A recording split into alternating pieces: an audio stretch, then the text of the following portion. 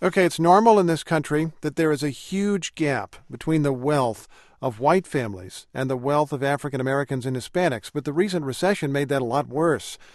That's according to a new study out today which says the decline in the housing market is the main culprit. NPR's Pam Fessler has the story.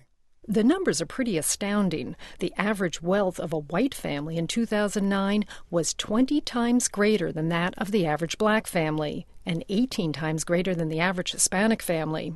That's the largest gap since the government began collecting the data a quarter of a century ago. And twice the size of those levels that prevailed before the Great Recession. Rakesh Kocher with the Pew Research Center is one of the authors of the report. He says white households went into the recession in a much stronger position, and as a result were better able to weather the storm. One reason, real estate. Minority families had most of their wealth invested in their homes, so when the housing bubble burst, they took a bigger hit. Especially Hispanics, for example, 66% of their net worth derives from home equity. And they are concentrated geographically in parts of the country such as California, Arizona, Florida, and Nevada, where the housing downturn was especially severe. The result is that the average Hispanic family lost 2/3 of their wealth between 2005 and 2009. Black families lost more than half of theirs. White households, on the other hand, were more diversified. They had a greater share of their money in stocks, mutual funds, and pensions. They lost wealth, but only about 16% on average. But there were other factors at work, too. The apartment we was living at, the landlord went into foreclosure, and he didn't tell us. 2 years ago, Helena Edwards of San Francisco found herself, her partner, and 3 children facing eviction.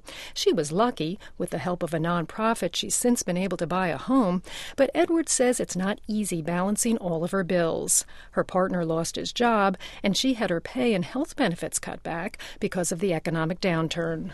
Am I able to save $5 a month? Not really no more. Do I still live paycheck to paycheck with the house? I still live paycheck to paycheck with the house. Rakesh Kocher of Pew says Hispanics and African Americans, like Edwards, are far more likely to be unemployed, and that, too, has put a strain on assets. It means tapping into savings and pension funds or going into debt just to make ends meet. As a result, about 1/3 of Black and Hispanic households had zero wealth or were in debt in 2009, the end of the recession. That's twice the level of white families. Tom Shapiro of Brandeis University, who has studied the racial wealth gap for years, says he's concerned about the long-term impact. He thinks the gap will likely grow even more unless the economy turns around soon. If a family doesn't have enough for a safety net for itself, it can't think about moving forward or moving ahead. And that means fewer resources for things like education or buying a house or starting a business.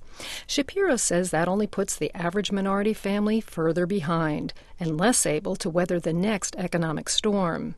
It's a cycle Helena Edwards hopes to break by scraping together the money for her mortgage payments. She wants to pass her house on to her daughter, so she has the head start Edwards never had. Pam Fessler, NPR News.